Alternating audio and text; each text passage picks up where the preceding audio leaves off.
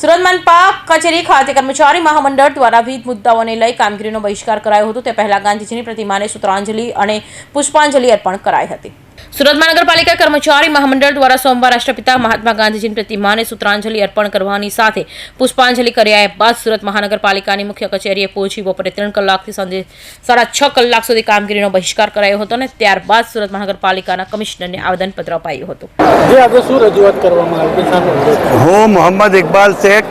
સુરત મહાનગરપાલિકામાં માન્ય કાર્યરત જે યુનિયનો છે એ યુનિયન ભેગા થઈને સુરત મહાનગરપાલિકા કર્મચારી મહામંડળ બનાવેલ છે અને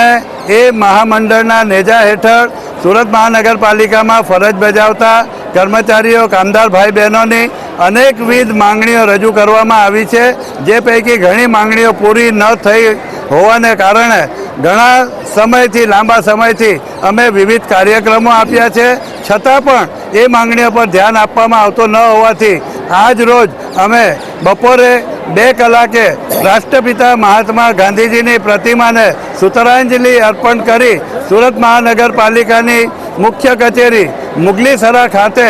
અહીં અમે તમામ ઓફિસની કામગીરીનો બહિષ્કાર અને તમામ કર્મચારીઓ અને કામદાર ભાઈ બહેનોએ બપોર પછી અડધા દિવસની સામૂહિક સીએલ મૂકી છે અને સામૂહિક સીએલ મૂકી અને અહીં જાહેર સભાનું આયોજન કર્યું। તમામ આગેવાનોએ જાહેર સભામાં કર્મચારીઓના જે પ્રશ્નો છે એની છણાવટ કરી છે અને છેલ્લે કમિશનરશ્રીને આવેદનપત્ર આપવા ગયા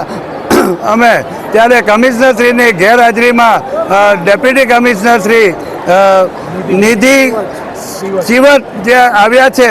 એમને અમે આવેદનપત્ર આપ્યું છે અને આગેવાનોએ ખૂબ સ્પષ્ટ માંગણી કરી છે કે અમારી જે માંગ છે એ 7 દિવસમાં પૂરી થાય અને જો 7 દિવસમાં પૂરી ન થાય તો આગામી દિવસોમાં હવે અમે મહાનગરપાલિકાના દરવાજે ધરણા અને જો તે પણ છતાં પણ અમારી માંગણી પૂરી ન થશે તો અમે હડતાલ સુધીના પગલાં ભરવાની અમે તૈયારી કરી દીધી છે। એ વાત તમામ કમિશનરશ્રી અને અધિકારીઓએ સમજી લેવી જોઈએ।